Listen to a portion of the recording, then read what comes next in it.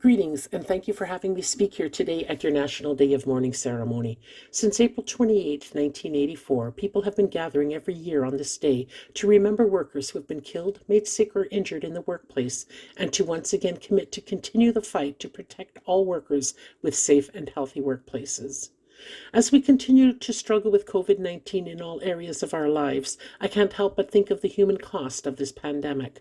I remember driving with my father to our local paper mill to deliver a load of logs around 1970.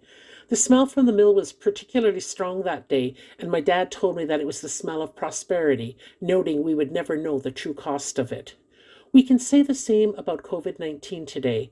As with other occupational diseases, COVID-19 doesn't blatantly announce its presence. It just strikes. Trends over the past decade show a definite shift in WSIB's focus. WSIB's wealth has more than doubled to $35.7 billion in 2017. Employers must be smiling because their premiums, which provide the revenue to pay injured workers' benefits, have been reduced by 47%.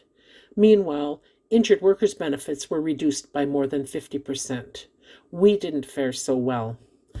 Roughly 20,000 workers every year will suffer a permanent injury, and half of those will never recover steady employment with benefits due to the disability they've experienced from their injuries or diseases. The real costs to these workers come as a result of trying to navigate a supposed compensation system that is simply not there for us and ultimately our families. There is no history to understand what the long-term effects of COVID will be for workers who have been exposed to the virus. Elizabeth Whitmer, chair of the board of directors of the WSIB, stated that the WSIB is financially in good shape in an interview on February 5th of this year. The unfunded liability is gone way ahead of time, and they have a surplus. I don't see it like that at all. On February 5th, Whitmer reported 14,823 lost-time COVID claims, and then on March 31st, there were already 21,133, roughly an increase of 43% over about 7 weeks.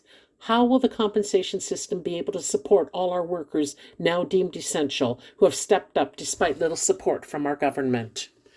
MPP Wayne Gates continues to fight for a compensation system that protects injured workers, and when the Standing Committee on General Government voted down the consent required to debate his amendments to end deeming, the act of deducting phantom job earnings from an injured worker's loss of earnings, provide presumptive coverage, and change the act to make the goal of it to protect injured workers, all workers in Ontario were let down. There is but one moment between being a worker and a worker with a permanent injury, exposure, or a worker who dies in the workplace.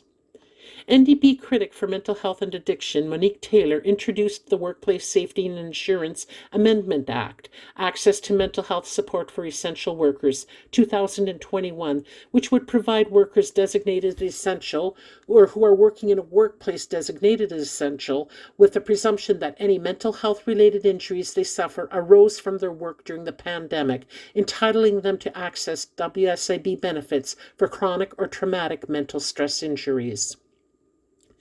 Today, on behalf of injured workers and all workers in Ontario, I am calling on Premier Ford and MPPs to prioritize the health and safety of all workers.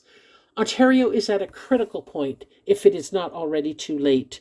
As a widow of a miner in Timmins said to an MPP from Sudbury, who they were lobbying in Toronto many years ago, "You like making laws? Yes? Then you must stop making stupid laws." There is no other way to say this. You must tell the WSIB that it is their responsibility, not the responsibility of every taxpayer in Ontario, to support workers and their families who have been killed, injured, or made sick in the workplace. You must recognize the work that your MPPs are doing to protect workers in Ontario, and you must pass these acts. You must pass paid sick leave for all workers so that we can put a stop to the growing cases of COVID and save our workers and our healthcare system. You must make every person in Ontario your number one priority, and all your decisions should reflect this. Thank you for your time. Stay safe.